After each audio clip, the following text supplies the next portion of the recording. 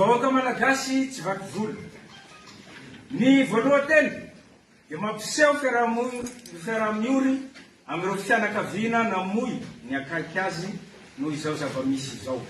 Mankahery ihany koa ireo izay simba fananana noho ny etraketraky ny tsy mataho-tody. Potika ny firenena, mikorotana ny fiainany ankamaroan'ny vahoaka malagasy amin'izao satria tsy misy fitadiavana mandeha amin'ny laoniny noho ny tsy fisian'ny rano, jiro izay zo fototra tokony hananany vahoaka. Ny fidiram-bola tsy zarizary satria zara raha mahita tanora malagasy.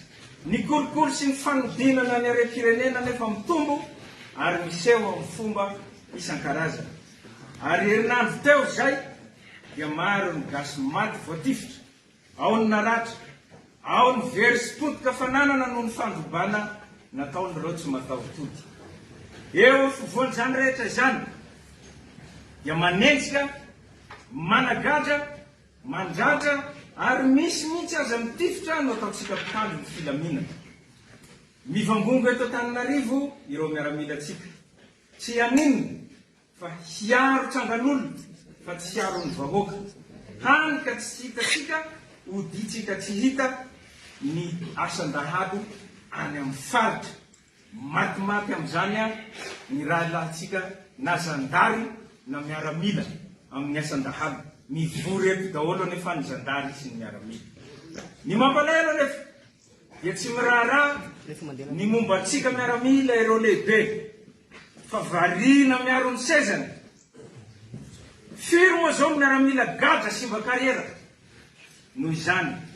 Ary amin'izao itenenantsika zao misy manam-boninahitra ambony anankiray, lieutenant-colonel Gervais sy adjudant-major anankiray miasa amin'ny presidansy, sambory ny zandary ao amin'ny tobo, efa ho 10 andro tsy fantatra atao inona. Avoa io namana io, tsy nangalatra io, tsy namon'olona. Izao disadisa zao ara-tsosialy sy ara-politika zao dia efa tany amin'ny taona 320 sy 20 no efa niseho tamin'ny andron'ny kolektifa 110. Fa noho tsy fandraisantsika andraikitra tamin'izany fa aleon'ireo lehibentsika nanampy ny mpitondra ka nanambotra sy nanagadra ireo nasahany teny tamin'izany fotoana izany.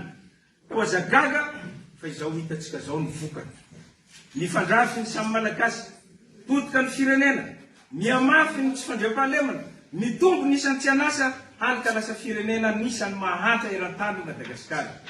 Tsy manao ny asantsika itsony isika miaramila fa zary misolelaka. Ka aleontsika misafidy ny hanompo sy hanaraka baiko tsy ara-dalàna toy izay hiaro ny vahoaka sy ny fananana. Nitranga izany ny alin'ny alakamisy 5 septambra sy zoma 4 septambra farany teo. Ary mbola mitohy izy io eny Ankianjy eny. Ny fikasihan-tanana, ny fandrantrana ireo mpianatra, tanora mba mitaky ny zony.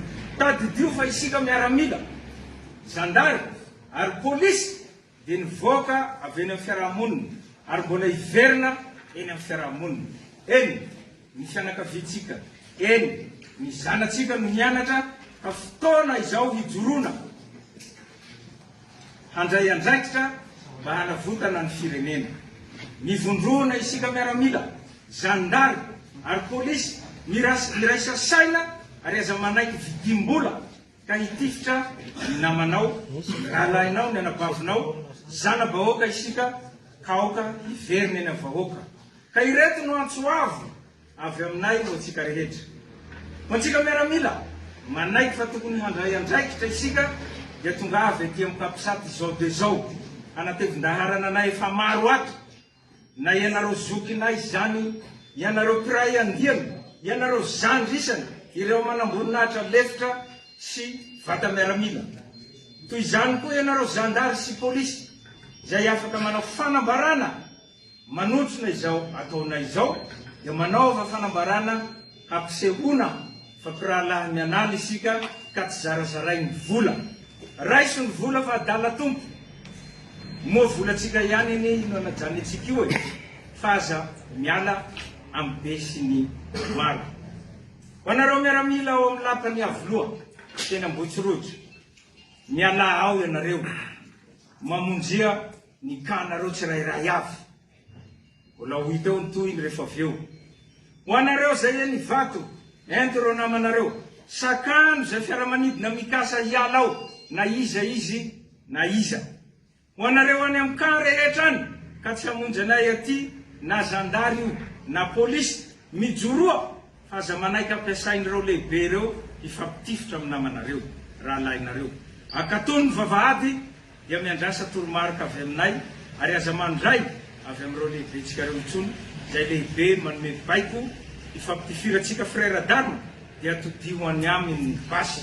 Fa tsy izy akory no amelona ny vady amanjanatsika tsirairay, raha sanatria tokoa tsika ka misy maty.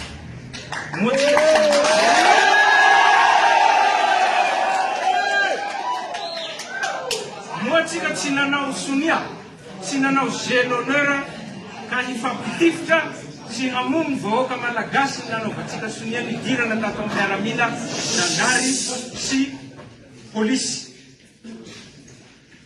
Alao hery ry rahalahy isany, mivondrona ho iray, miraisa saina, ka aoka ny fanavotana ny firenena irery ihany no ibaiko atsika, ka ho an'ny tanindrazana tokoa.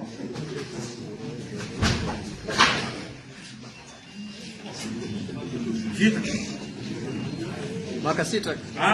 Ny manohy azy zany dia manana lazaina koa ny solotenany manamboninahitra lefitra.